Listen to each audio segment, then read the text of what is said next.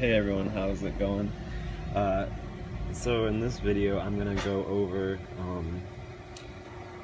cleaning out your bin and cleaning the pre-filter.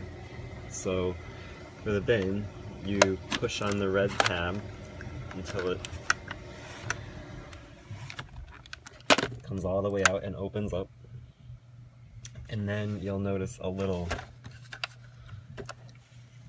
arrow on the bottom here, so you want to press that and then the whole bin just slides right off, and that gives you complete access to the whole Cyclone assembly in the shroud. So what I do is I vacuum this the mesh shroud with another vacuum.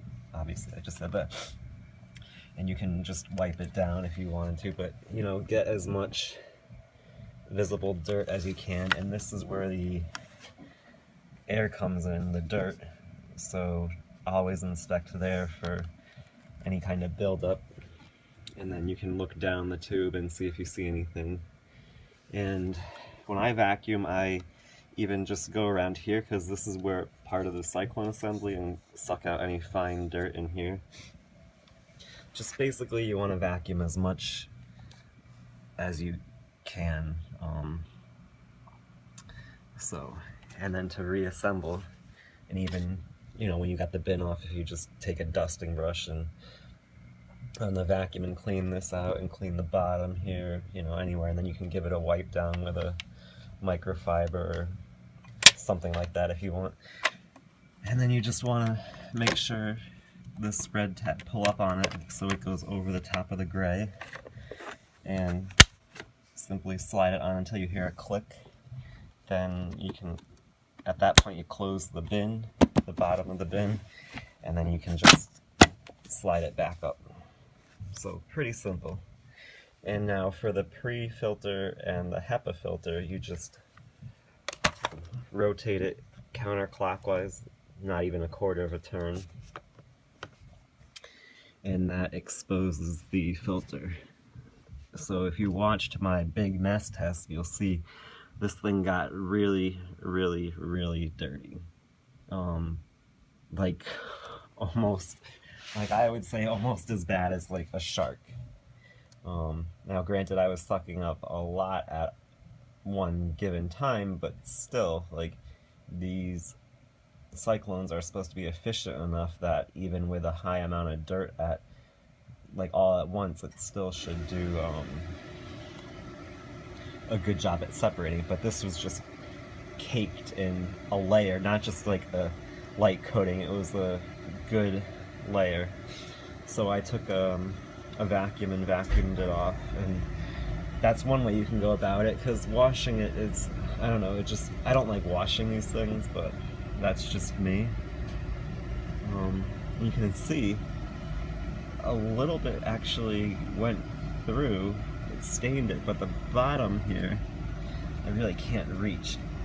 I can't reach a finger down there to wipe it, but it doesn't appear to be really bad at the bottom, and the filter looks pretty clean, because, you know, being a brushless motor, you're not going to get the carbon dust clogging up the filters, so that's a good thing. But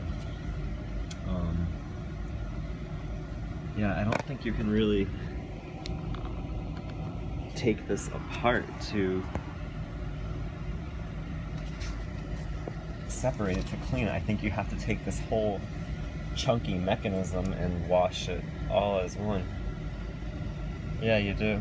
And that's what the picture kind of shows. Like, it'd be nice to be able to get access to the outside of this. I guess it doesn't really matter that much, but so you want to run this under cold water. Dyson always recommends cold water, and let it dry for 24 hours. And then when it's dry, you know, if you have a heater, put it on top of the heater. If you live in an area where you don't need heat, or you've got air conditioning going, like, leave it near a vent or have a fan blowing on it just to help it dry that much faster. But, you know, really want to make sure that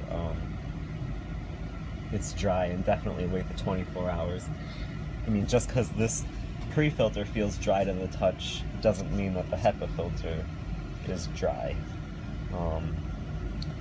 So yeah, like I said, it's an interesting, I like that the dirty air is on the outside of the filter versus the inside of the filter on the everything else basically. Aside from this V10, they were like the cone on the inside, except for the older ones where you could vacuum off the foam. But still, I don't know, I don't like that I can't like really get down in there. So so that's that. And like I said before, I'm kind of disappointed at how much dust the Cyclones let through onto this the pre-filter.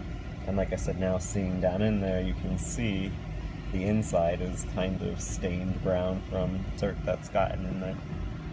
So I want to say at this time that this is not as efficient as the older ones are, but